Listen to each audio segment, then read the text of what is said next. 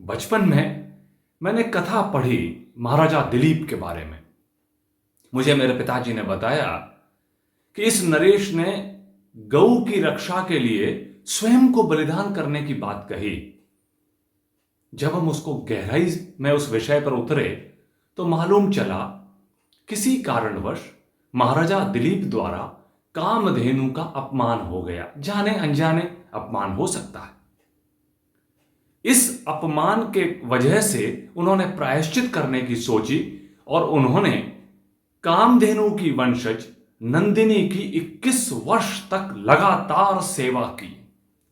21 वर्षों तक लगातार सेवा कर चुकने के पश्चात जब वो 21 वर्ष पूर्ण होने वाले थे तब उस दिन एक घटना घटी।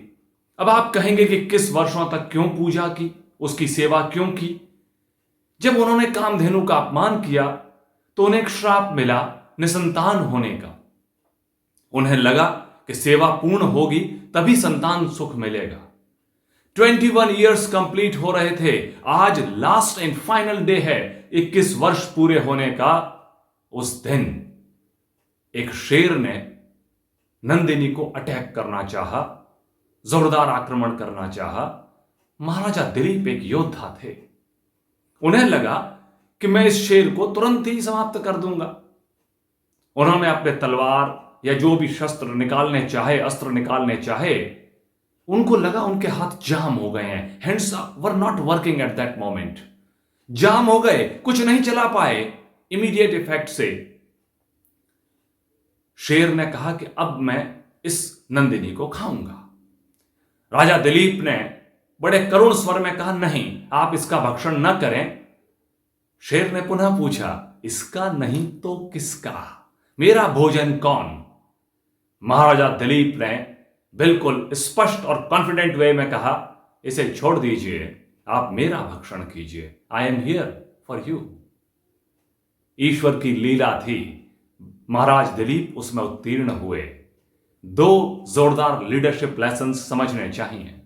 नंबर 1, आपके अधीनस्थ आपसे कमजोर हैं, आपसे छोटे हैं, उनकी रक्षा करना आपकी बेसिक मॉरल ड्यूटी है। If you are a leader, you are suppose to protect each and every individual who is working with you. अगर आप उसको डिफेंड नहीं कर सकते, प्रोटेक्ट नहीं कर सकते, तो आपको लीडर बनने का हक नहीं है।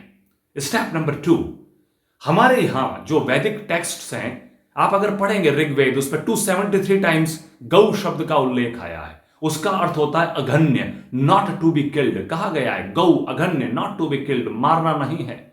गऊ को समस्त धरती कहा जाता है। जब कभी भी कोई व्यक्ति एनवायरमेंट के साथ मजाक करेगा, जब कभी भी कोई व्यक्ति एनवायरमेंट की किसी पॉलिसी को डिस्ट्रॉय करने की, डिस्ट्रक्ट करने की सोचेगा, उसको श्राप मिलेगा। ये एक स्टोरी हो सकता है, सही है, गलत है, अच्छी है, बुरी, व्हाटसोएवर, लेकिन ये मैसेज देती है गऊ का अपमान यानी धरती का अपमान। आपने एनवायरमेंट का अपमान किया, एनवायरमेंट का अपमान किया, मुसीबत होनी तय। उसके लिए इतने वर्षों तक आपको सेवा करनी पड़ी। आज के बाद एनवायरमेंट को नंबर 1 पे रखेंगे। जो छोटे हैं, जो कमजोर हैं, उनको डिफेंड करेंगे। ये वास्तविक लेसन राजा दिलीप की कथा से हमें मिलता है। ये स्टैंडर्ड है। खुद को भी बलिदान करता हूं मैं अपने प्रजाजनों के लिए। प्रजा सुखे सुखम राज्ञ, ये पहला मैसेज कौटिल्य अर्थशास्त्र में भी है।